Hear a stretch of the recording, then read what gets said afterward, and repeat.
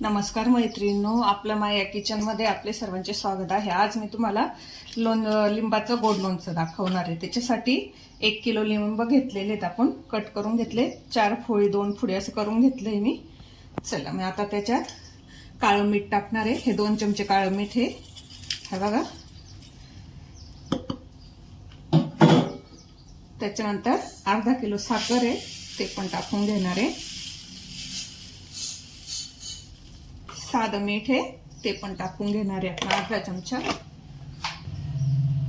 1 चमचा लाल मिर्च पावडर टाकणार आहे, गोड करायचं थोडंशीच टाकणार आहे, जास्त काही नाही टाकणार आहे। गॅस चालू करून घेतलाय, कुकर मध्ये 1 ग्लास पाणी टाकलंय आणि चाळण ठेवलेली। झटपट होणार लोणचं दाखवणार आहे। त्याच्यामध्ये आपण आता सगळं मिक्स करून घ्यायचंय।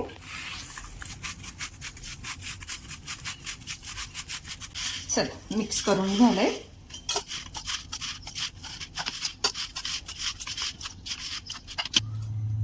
चला आता आपण हे कुकर मध्ये ठेवून घ्यायचंय।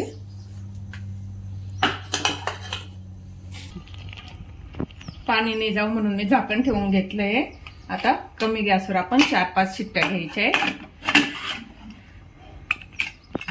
5 ते 6 शिट्ट्या, जास्त नकोय।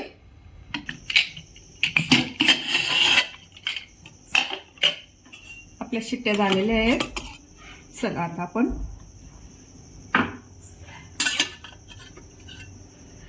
काढून घेतोय। 5-6 शिट्ट्या केल्या। आता आपण गॅस पेटवून घेतला, एका साईडला कढाई ठेवलेली आहे। आता आपला आहे पाक आहे ना, तो आपण शिजून घेणार आहे व्यवस्थित।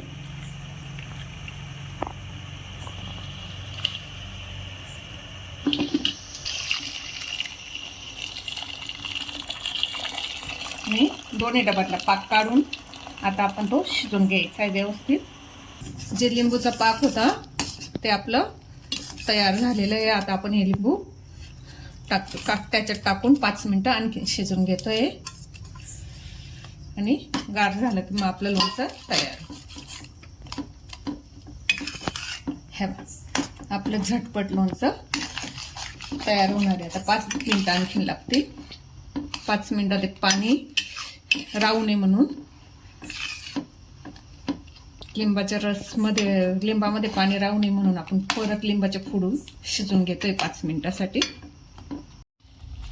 हे असं शिजून घ्यायचंय आपण 5 मिनिटासाठी फोडी पाकात, आणि आता गार होण्यासाठी ठेवून द्यायचंय। गार झालं की मग बरणीत भरायचं। हे लोणचं तुम्हाला 2 ते 3 महिने फ्रीज मध्ये राहू शकतं। झटपट लोणच्याची रेसिपी तयार झालेली आहे। आता आपण हे गार करून मग नंतर आपण बरणीत भरूया। आपलं लोणचं छान असं गार झालेलं आहे। आता आपण काचेच्या बरणीत भरून ठेवायचं।